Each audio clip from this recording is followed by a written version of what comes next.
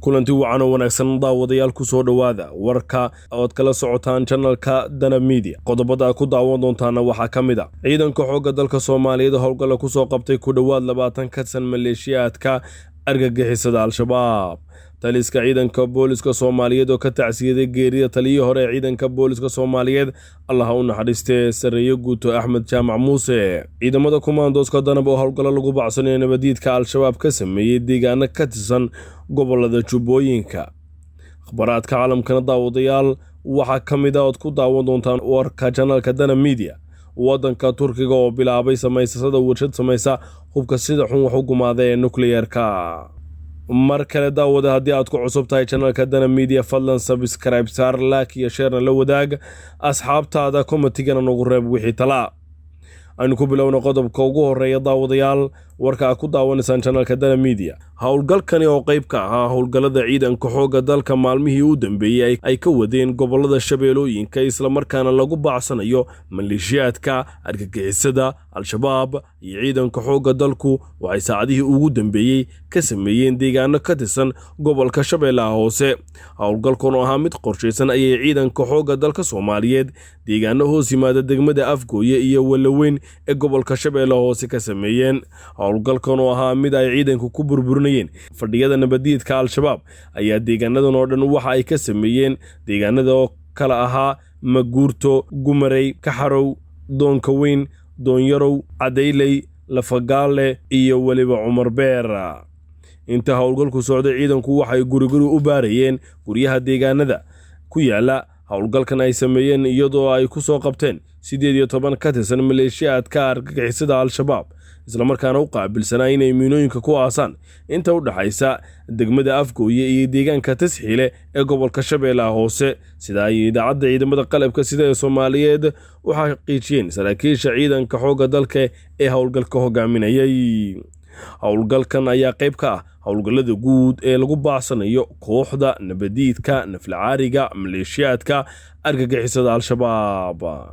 taliska ciidanka booliska Soomaaliyeed ayaa ka tacsiyaday geerida General Axmed Jaamac Muuse taliyihii hore ciidanka booliska Soomaaliyeed dhawaanahana ahaa la taliye sare ciidanka booliska Soomaaliyeed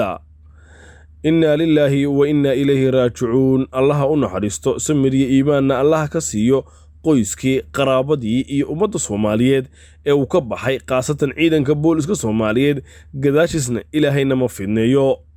haddaba daawade aynu wax yar ka eegno taariikh nololeedkiisii Allah u naxariistay General Axmed Jaamac Muuse waxa uu booliska ahaa 69 sanadood 1952 ilaa 2021 oo ku guda jirno General Axmed Jaamac Muuse waxa uu 1935 ku dhashay magaalada Cadan ee dalka Yemen aabihii Jaamac Muuse oo reer Ceerigaaba ahaa ayaa magaalo xeebeedka Xiis iyo Cadan u kala gooshi jiray Axmed wuxuu dugsiga Quraanka ka galay Cadan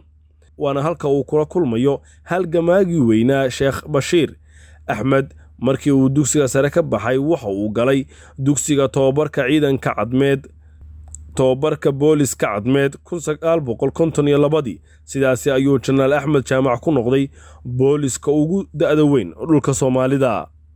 1957 ayuu yimid magaalada Muqdisho wuxuu ka sheekayn jiray noloshii Muqdisho ee xilligaasi oo ugu caansanayn maqaaxidii lambar 4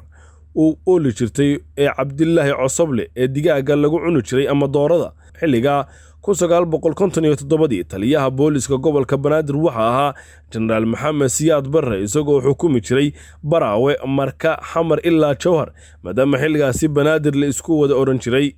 dhinaca waxbarashada Axmed Jaamac waxa uu wax ku soo bartay wadamada Mareykanka Talyaaniga Ingiriiska Cadan iyo Ruushka waxaanu si fiican ugu hadli jiray luqadaha Carabiga Ruushka Talyaaniga Ingiliishka iyo afkiisa hooyo ee Soomaaliga jaamacadaha caanka ee uu ka qalin jabiyay waxa kamid ahaa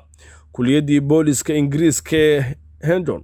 waxa kale oo uu takhasus ku saabsan dambi baarista mar labaad u tagay Ingiriiska inta badan wuxuu booliska Cadan ka soo noqday taliyaha taraafikada taliyaha tababarada booliska iyo taliyaha CID-da 1967 wuxuu Axmed Jaamac u soo wareegay booliska Soomaaliya wuxuu ku dhiirigeliyay General Maxamed Abshir Muuse taliyihii booliska Soomaaliyeed ee 1954